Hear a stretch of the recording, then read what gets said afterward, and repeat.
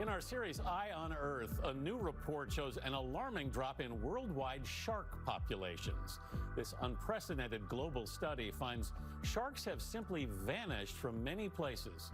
The research was backed by funding from the late Microsoft co-founder Paul Allen.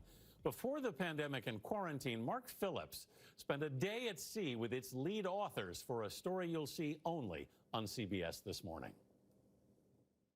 Good morning. We're off the coast of Florida near Palm Beach, and we're hunting for sharks.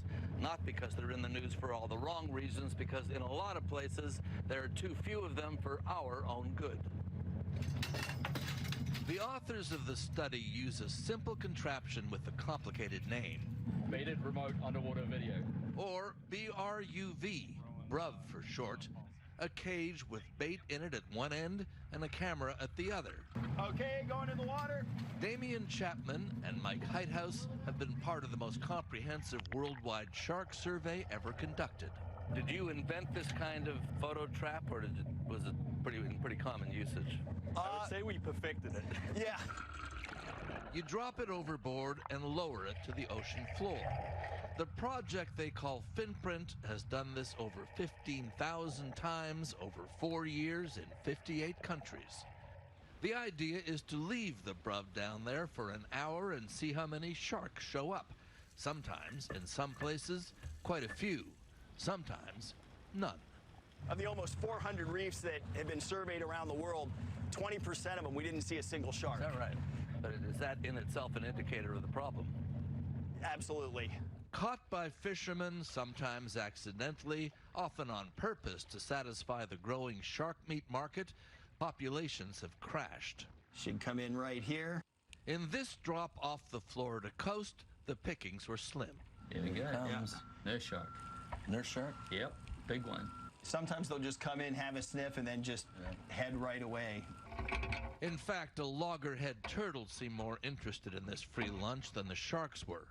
But by using the same setup, recording for the same amount of time on each drop around the world, the researchers have been able to draw the first comprehensive database conclusions about worldwide shark numbers. Do you think the population's under crisis? Oh, I absolutely think this is a crisis. But a different kind of crisis, one with a new term. The word extinction gets thrown around, verge of extinction, virtual extinction, what have you. Do you use that phrase? Well, for our survey, we use the term functional extinction. Functional extinction, meaning there may be some sharks around, but there are not enough of them to perform their essential role of controlling other marine populations.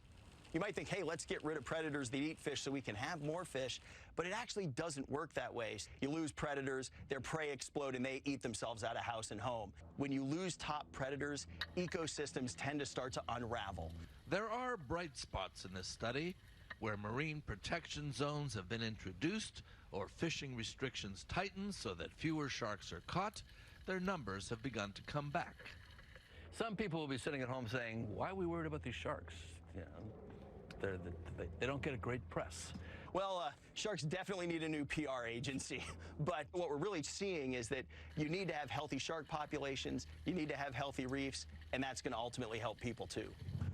This study isn't only about gathering knowledge, it's about gathering ammunition, a way to convince governments and fishing communities around the world to do something. Sharks don't get great press, Gail, but we sure do need them. Yeah. I know, and I didn't really realize that until you start really reading and learning about them. He's absolutely right. Don't disparage the sharks. They are badly, badly needed and make a big difference in the environment, even though they are very scary.